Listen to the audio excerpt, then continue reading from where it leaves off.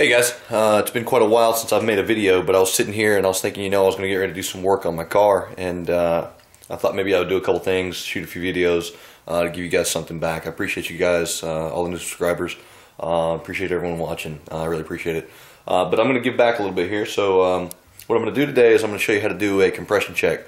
Growing up, a lot of people were taught you need three things for an engine to run, and that's one is air, two is spark, three is fuel. That's a little bit incorrect. Air and fuel should be one thing, okay? Spark you do need, and the third thing should be compression. You could have the other three and have no compression, and you still wouldn't have a running engine. So you need those three things. So if you have air and you have fuel and you have spark and the engine still doesn't run, it's usually compression. So I want to show you how to do a compression check. And so I brought home my compression gauge. You don't need one necessarily quite like this. This one here I got from Snap-on. Automotive compression gauge set, EEPV 500, if you're looking for a part number there.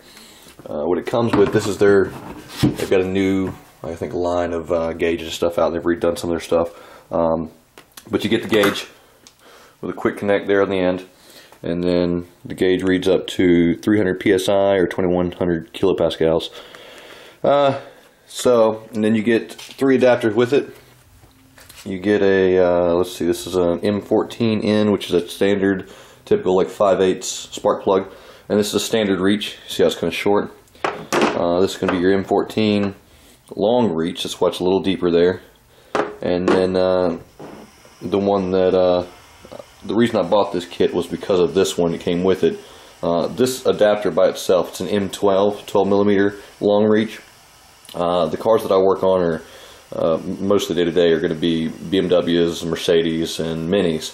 A few of the things we work on, but that's the ones we specialize in. And the new engines, the 335 engines, the turbo engines, let's see, Mercedes has some out there.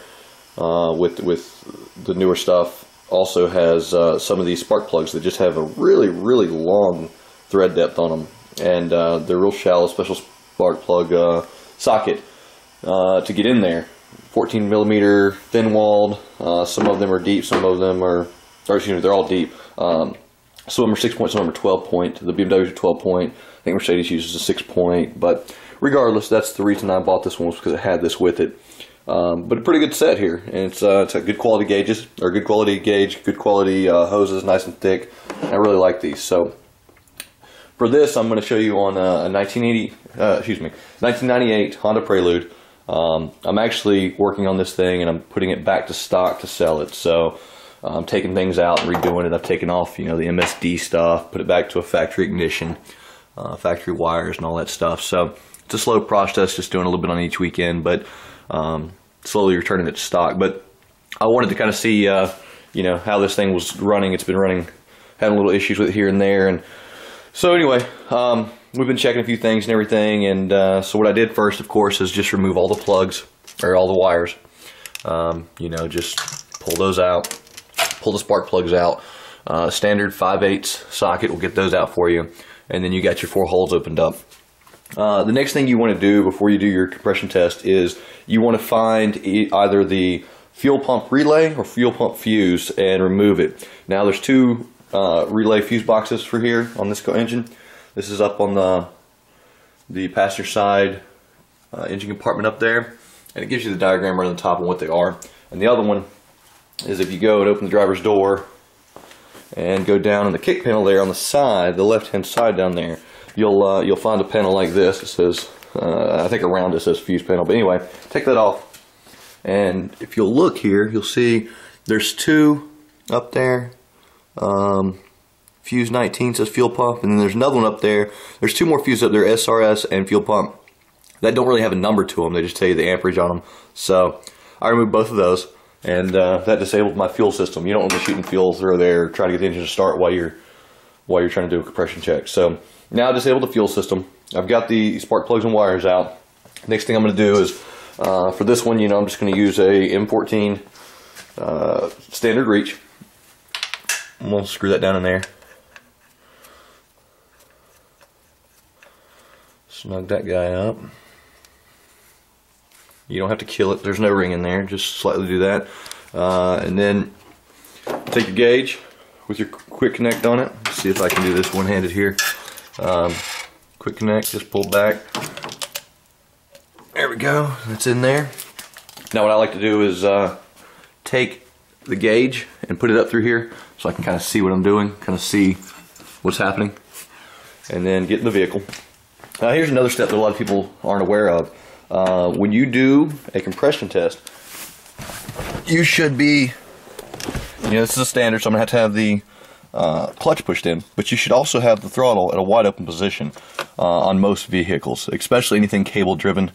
Newer stuff you may not need to, or whatever, may not make a difference, but what you're trying to do is allow all the air that's able to get into the cylinder in there so that you have an accurate reading on there. So I'm doing the clutch all the way in, throttle, wide open throttle, and then I'm just going to crank it, and I'm going to watch the gauge up there. And what I'm doing for the gauge is I'm basically trying to watch until it stops turning, more or less. You want to at least get through enough cycles that you have cylinders. So I want to hear at least 4 revolutions or more so that I know that it's got a good compression, compression stroke on there, so I get a good reading. So.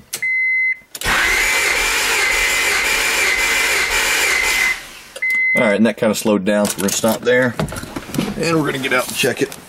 Now, if you look up the spec on in the manual or online sources, All Data, Mitchell, whatever you want to look it up, however you want to do it. You use Haynes manual may give you something like that, a Bentley manual would, that kind of thing.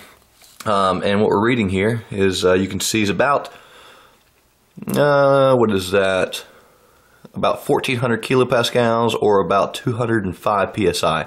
Now, the spec on this vehicle at 250 revolutions per minute, and that's important as well. But so basically, you need a charged battery. Okay, so if you have a weak battery, you won't get an accurate reading as well. And at wide open throttle, you should have 1,270 kilopascals. What does that relate to? 1,270 is going to be right in there. So 184, 185, 185 psi with a maximum variation of roughly 200 kilopascals, which is going to put you at about 213, 214. So it's actually a little stronger than the nominal spec, which is good. A little over 200 psi.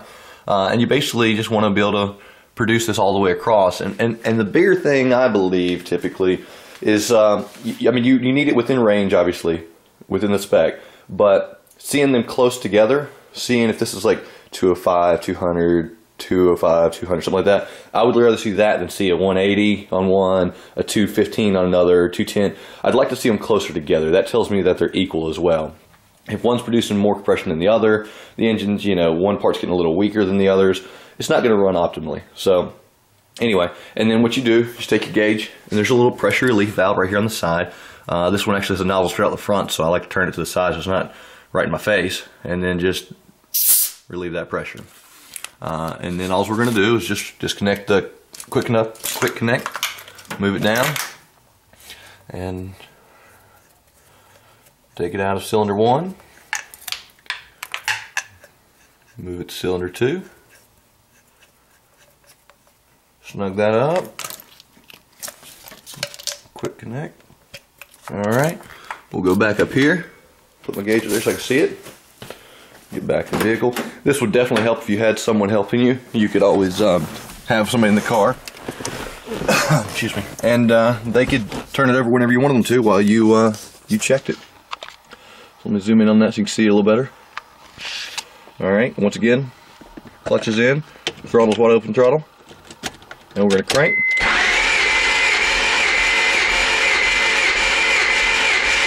Alright.